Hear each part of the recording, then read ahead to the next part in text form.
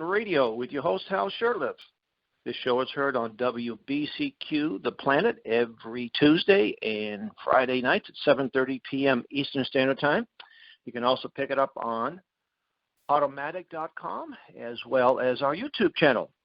And it's brought to you by Camp Constitution, which, among other things, runs a week-long family camp. And this year's camp from July 19th to the 24th at the beautiful Singing Hills Christian Camp and Conference Center in Plainfield, New Hampshire, about an hour north of the state capital of Concord.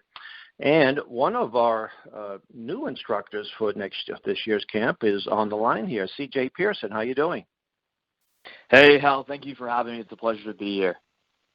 Hey, before I forget, we're having an all-day seminar in upstate New York, March 7th, a Saturday, and we wondered if you could call in, Skype in for about 10 minutes. It's mostly homeschool, young homeschool group. I'd love to. All right. That'd be great. So I'll make arrangements and we'll make that happen. Anyway, now I've known about this remarkable young man for about 4 years. When you were probably about 12 or 13, you had made a stance against Obamacare.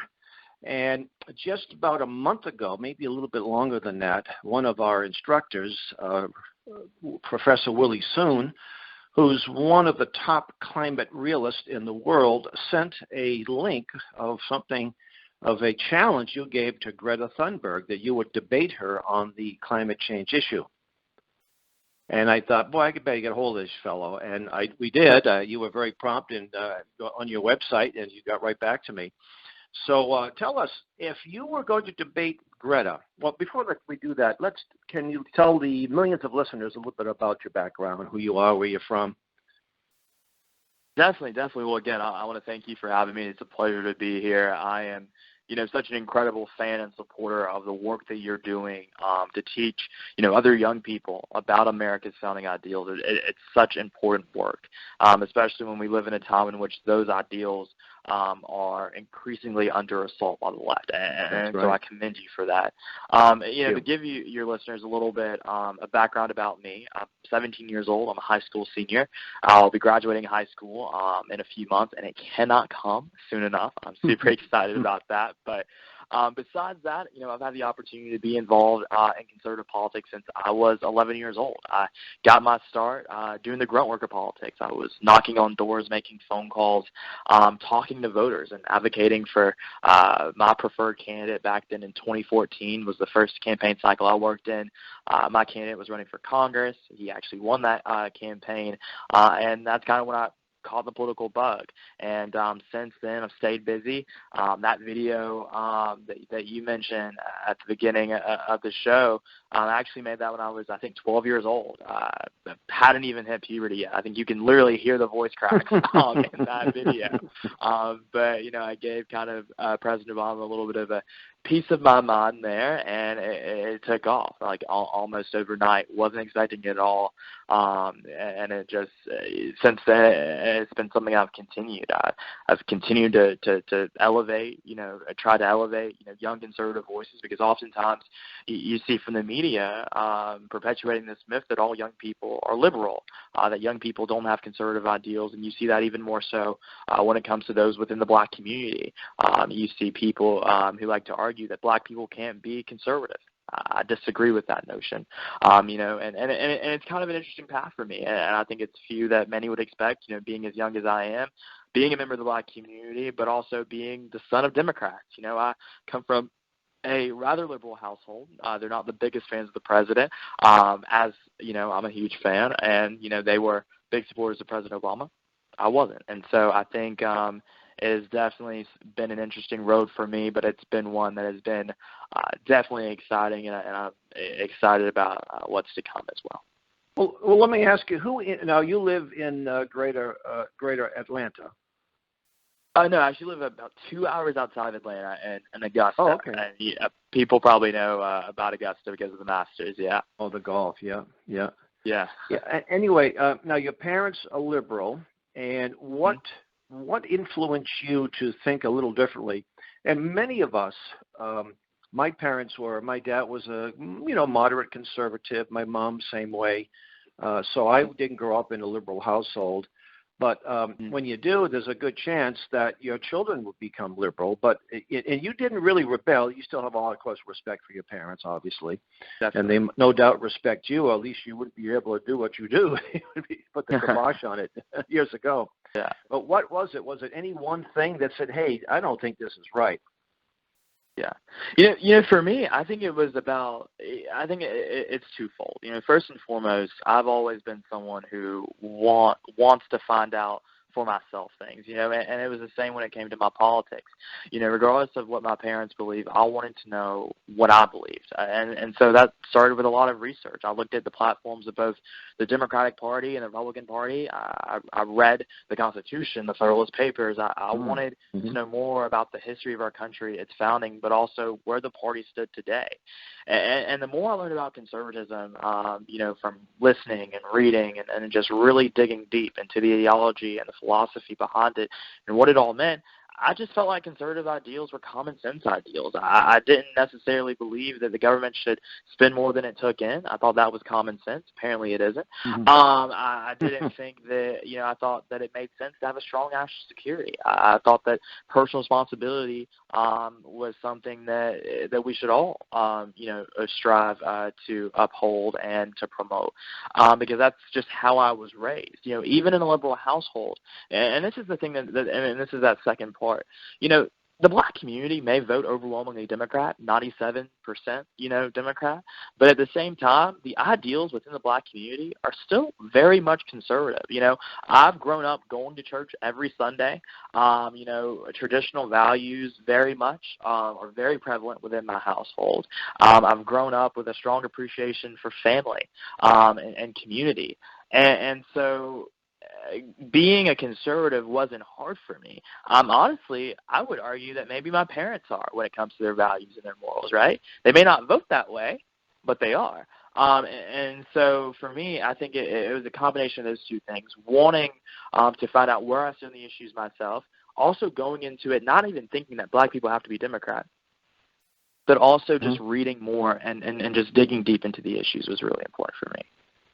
Well, it looks like the white Democrats just take the black Democrats for granted. They'll say, we don't even have to campaign because they're all going to support us. But that's not the case anymore, especially in the last 4 years. And whether someone loves Donald Trump or dislikes him, I think there's no middle ground when it comes to Trump. You love him, you hate him. But he has a lot of support in the black community. And you could just do a search on YouTube and put black conservatives for Trump, and there's hundreds, if not thousands, of videos. But if you put black conservatives for Bush or for McCain, probably not so much. The people weren't getting too excited about Bush. But Trump has a lot of black supporters. Barbara from Harlem, who's a friend of ours and been one of our camp instructors, she left the Democrat Party when she realized they no longer supported her values. And then you have the two ladies, the two sisters there. Diamond and Silk. Diamond and Silk, yeah. Have you met them? I've not met them, but I'm huge fans of their work. Oh, they're incredible. And you know what? They bring sense of humor to it, too. They did the funniest thing. They did a press conference with Sarah Huckabee, and they kind of like were able to copy and paste. Hey, honey, you sit back. We'll get in there. And they're yelling at the reporters. It was really good stuff. And even celebrities. What you're talking about. Yeah, what you're talking about there is so big, and it speaks to the movement that President Trump has unleashed in this country, because you cannot argue against his record the past 3.5 years. You're looking at tremendous economic growth. You're looking at the lowest black unemployment rate in our nation's history. You're looking at, you know, steady job creation, you know, record stock market performance in the stock market. He has a record that you cannot refute, has benefited not only the black community, but Americans of every shade and of every hue. Exactly. But when you're talking about also other issues like criminal justice reform, this is something that Democrats talked a lot about for the longest time, but didn't do anything about. But this president did. And I think that many people in the black community are looking at this issue and saying, wow, like this is the president who didn't just talk a good game to us, you know, during election year, but did. And also too, and this is the president who didn't neglect the black community, right? Because, like, he didn't win because of black support in 2016. I think he No, got 3% of the black vote. But he's doing these things for the black community not because he has to do it to win. He's doing it because it's the right thing to do. You know, Democrats can go in the black community. They can talk about all these things. They can talk about revitalization and, you know, closing the gap and all these crazy things that don't really mean anything but sound good and are emotionally stirring. But when you look at these communities that are ran by liberals in cities like Chicago and Detroit, what is the state of the black community in those cities? And I think people within the black community are starting to open their eyes and realize that liberal policies have done nothing for our people. They've done nothing for our community. They haven't brought us forward. They've done nothing but hold us back. And I think, and that's exactly why you've seen a surge and groundswell of support for the president within the black community. You know, the formula isn't that complicated. You simply reduce the size of government, reduce taxes, roll back regulations. That's really the formula, and then the economy will rebound. But you're talking economics. They don't know economics. Yeah. That's the problem. Yeah. That's the problem. AOC may have minored in economics, but you can't tell. You cannot tell. It's not, it's not a president's job to go out and hire people to create jobs. It's his job to administer the Constitution. And when you do that, you roll back big government. In fact, it was the second or third day he after he took his oath of office, he's sitting in a room with Rand Paul, senator from Kentucky. I shared a stage with him when he was just a humble eye doctor at one of the first. I think something was called the very first Tea Party of the modern era in Boston on the anniversary of the Boston Tea Party. And he rolled back, reduced the regulations that shut down all these coal mines. Hillary said they'll all be working in McDonald's. She was laughing about it. In West Virginia, that had been a solid Democrat state, union state for years. I think Trump carried it by about 85%. You know, it was amazing. Yeah. So, and he was true to his word. I have to say, there he is. We're sitting, and then he said, didn't he pass a resolution saying that for every one new regulation, 3 have to be repealed? That was rich. Yeah. So, yeah. Now, and that's what we need, and we've seen the fruit of that. We actually have some young people in our camp that have something we call the Agenda 21 Challenge, and they extended Greta an invitation to come to camp. And in fact, we have a contact in Sweden that actually made sure the mother got the message, because the mother's sort of the gatekeeper for Greta. But you challenged her. Now, I'm sure she didn't get back to you and say, let's do it, but what would you have told Greta if she gave you the time of day, that she was able to sit down with you or even share a podium or a lectern with you? What would you tell Greta on the climate change issue? What I would tell her is, let's have a debate on the facts of this issue. Let's remove the emotion. Let's remove the rhetoric and all of that.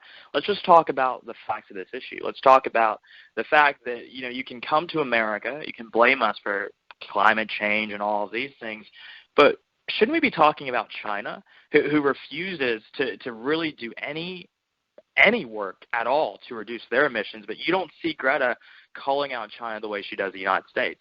And also the way in which she's going about this agenda, right? She's talking about, climate change as the government needs to take the most action to reduce these emissions and to, protect the environment and all these things. But if we're being real here, and you hit on it there, earlier when you were talking about job creation, you don't hire more government employees to create jobs. You give the private sector the latitude and the ability to do so through deregulation.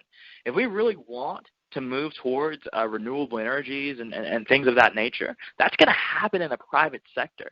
We need to let the private sector do what they do, innovate, create, so that we can create alternatives to the coal industries, to the oil industries, which are still very booming for our economy, very good for us. I think we are now a next exporter of oil now. But if that's the future she's looking to move towards, and maybe that is the future we should move towards, and all the above approach to energy. That's something that, people like Governor Rick Perry of Texas, who, recently served Secretary of Energy, has, fought for and advocated for. If that's really what we're looking to move towards, then that's going to happen because the private sector make some moves to make that a reality. And that's going to be through deregulation. It's not going to be through carbon emission taxes. It's not going to be through any of those things that drive up the cost of electricity for everybody. But it's going to be through getting government out of the pie and getting them out of the pot and letting the private sector create. What she's advocating for is a government takeover of industry that is not going to do anything but drive up costs for consumers and just literally, we've seen it. Government doesn't solve problems as much as it creates problems. That's exactly what's going to happen if Greta Thunberg gets her way. And that may work in Sweden, and I wish her the best there, but this is the United States, and that's not how we do things. Actually, it won't work in Sweden because they have a modern economy, and you need energy. And having 1 million wind turbines and solar panels everywhere will not do it. It will not simply. You cannot generate enough electricity. I've seen some formulas. For example, if you want to have wind turbines to power New York City, you'd have to have, I think, the size of the whole state. Enough turbines covering the whole state of New York, which is a good-sized state, in order to generate enough electricity. And, of course, even the turbines have their problems. They are not very green. They require a lot of carbon to be set up, tons of concrete, clear cutting, and so forth. And when the blades and the birds. And they're killing the birds, and they're making people sick with the low-level frequency and the strobe effect. So there's and not only that, but you still need wind to turn them. Yeah. And if it's too much wind, they have to shut them down. And if there's not enough wind, I'll drive by some of these so-called wind farms, and I'll see just sitting there. Well, when you turn on your coffee pot in the morning, you expect that electricity to be there, and if there's no wind blowing, you can't store that stuff. You can't store the wind. Yeah. I think you can store some of the solar panels with batteries, but it's terrible. It drives the price up considerably, and still it's limited. And again, you need the sun to store batteries, and to generate electricity from the panels. And the panels take up a lot of space, and they're made of heavy metal toxins. Toxic waste comes off of them. They were talking about having gardens around the solar. They call them solar farms. I've never actually seen solar seeds grow up from the ground that you harvest them. I don't want to eat any produce that's being raised near a solar panel, and you're going to get it's going to be tainted.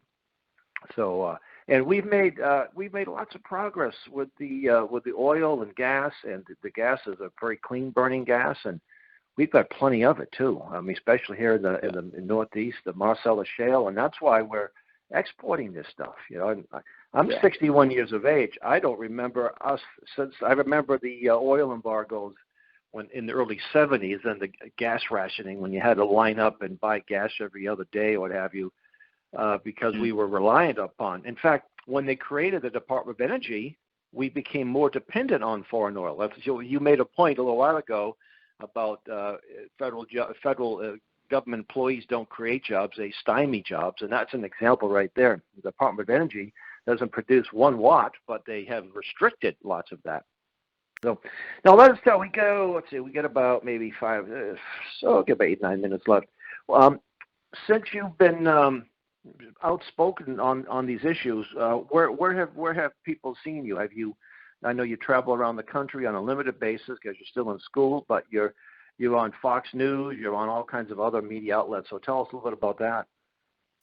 Definitely, the opportunity to do, a little bit of what you mentioned there, take my message across the country, speaking to other students and, doing things like, going on Fox News and offering, again, like a really kind of unique view on these issues. Because, what you've seen from the media, you hear a lot about Greta Thunberg, but you don't see the media elevating conservative youth in the way they've elevated Greta. They make it seem as if, every young person in America is a bleeding heart liberal.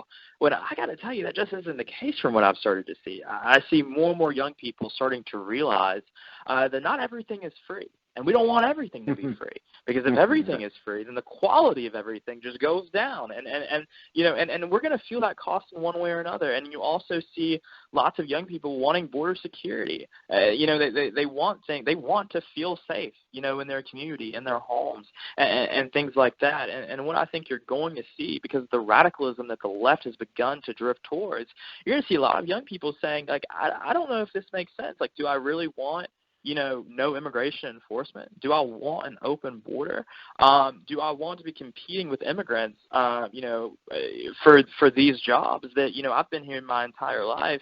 Like, is this the reality I want to live in, And so I think you're going to see, because of the radicalism of the left, a lot more young people saying, like, I can't vote for that. I'm way too sensible for that. I can't do it. And so for me, what I've really been doing is talking about these issues, going on things like YouTube, Facebook, and meeting young people where they are. Because I think it's great to preach to the choir. That's always fun. Getting some affirmation at times. But I think the more hearts and minds we change is how we win. Because I think it is so important that we start creating a movement and fostering a movement where more young people will begin to think for themselves and believe and remember the ideals upon which our country was founded, because that is key to the preservation of them. The moment we forget the ideals that our country was founded upon, that is when we lose our country, and we can never allow that to happen. So that's kind of been the focus of my work and what I'm excited to continue to do following my graduation and many years to come. What I think, in addition to trying to win people over, it's also to encourage or motivate those that are already in our circle, young people, but they're reluctant to speak out because of peer pressure, or the professor or the teacher will give them a bad grade if they disagree with the thesis that's thrown at them. And I live in the city of Boston. I live in one of the nicer neighborhoods, West Roxbury, but used to be conservative Democrats. Now the next generation liberal. I'll wear my something with a gun issue on my T-shirts. Most of the people I talk to are conservative. I just met a business lady who's really against this ridiculous plastic bag ban, and and I said, there's so many people that think the way we think. If they can just open their mouths, and not be afraid to speak out, I think we have a better chance of turning this around a lot sooner. And your voice, not only would it inspire young people, but young Black Americans too, who should say, you know what, I don't fall for this baloney that's being. And how could I put up Bernie Sanders and guys like Joe Biden? There's those people they're supposed to help the Black community. You get it. You give me a break. Yeah. No, you're completely right. There's another. You just started something, an organization. I got been getting your emails. Hope USA. Last Hope USA. Oh yeah. So tell those listeners a little bit about that and where they can find out information about that as well. Definitely. I kind of touched on it a little bit before. The most important thing and the most important fight on our hands right now is ensuring that the next generation of young people are aware of the ideals upon which our country was founded. But sadly and unfortunately, they're not being taught that in schools much anymore. And so what Last Hope USA is all about is furthering civics education. More young people need to know about the Constitution, about our founding documents, and about our nation's founding ideals. Because, again, the moment we forget is the moment we lose those ideals forever. And so we want to foster remembrance and appreciation for those values and for those ideals among America's young people. But also another thing, too, we want to root out some of the bias that currently exists within instruction within our schools and colleges across the country. Because it's one thing for civics to be taught, but it's a totally different thing for civics to be taught in a biased, left-leaning way, which we currently see at a very alarming rate. We see schools more focused now on teaching kids what to think than teaching kids how to think. And that's not the goal of education, or at least it shouldn't be. And so not only are we looking to further civics education and ensure that young people are learning about America's founding and the ideals upon which it was founded, but also we want to expose the bias that exists within our schools, because that's the only way we can start to remedy it. Because a lot of people, that they hear about it, they know that it's going on, but they don't know what it looks like. So we're looking to shine a light on that, root that out of our schools, but also put in our schools that quality instruction about our nation and its history, to cultivate that appreciation for American values that currently isn't being emphasized enough in schools and colleges across the country. They used to teach logic 101, where you learn how to think. So when you hear something, you can add, is this logically consistent? And logic is just the right thinking. So when you hear an AOC spout something, it's say, well, this is a logical fallacy. This is there's dozens of these logical fallacies. And if you start thinking, you can really realize that you're being conned. And even if you don't know all the Latin words for these fallacies, you still know when you're being conned. You say, nah, that doesn't sound right. That sounds a little, especially these fright peddling. And the poor Greta, she's been scared to death by her students, her teachers, her parents. The world's coming to end in 12 years. I remember when I was in junior high, 7th and 8th grade, that we were going to have global cooling because of the CO2s in the environment. And, man, we thought there wouldn't be any more summers and we wouldn't be able to go to the beach anymore because it would be frozen. And, that scared some people, you see. And then they flipped it, and they'll show a picture of a dead tree somewhere and say, oh, look at that. It's climate change and the sea levels are rising. And so I think young people want to hear this message of hope. Not the kind of hope that Obama talked about, but true hope, hope for a future and a better future and a better America. So you have a website for your organization, I gather? Yeah, for sure. If people want to learn more about Last Hope USA and the work we're doing, they can definitely visit our website, www.lasthopeusa.org. And to keep up with me personally, you can actually check my website out too as well. That's www.cjpearson.org. And are you going to be speaking anywhere in the near future? Any public? Yeah, I have a busy summer planned. I'm most excited to be coming to Camp Constitution this summer. It will be my first time in New Hampshire. I'm super excited about that. I'll be in D.C. For an event soon with Turning Point USA, and also some of our campers are involved in that too. By the way, Turning Point USA. Yeah. Yeah, I'll see if I can introduce you. I'll introduce you to some of them, hopefully. And hopefully if you get up here a day or two earlier, we'll love to take you to some of these great historic sites, Lexington, Battle Green. We have a learning center that has a couple of guest rooms, and we'd love to put you up there and take you to the Concord Bridge and some of the other great historical sites around the area. No, that would be amazing. And I think it's just one of those things. I love going to historic sites like that because it's one thing to read about in a book, but just being there, and you can just feel the history. You can feel it. It's amazing. Well, it's been a pleasure to talk to you. I am looking forward to meeting you this summer, as well as I thank all the folks at our Camp Constitution. So thank you. You've been listening to Camp Constitution Radio, heard on WBCQ The Planet. And until next week, may God richly bless you. Goodbye.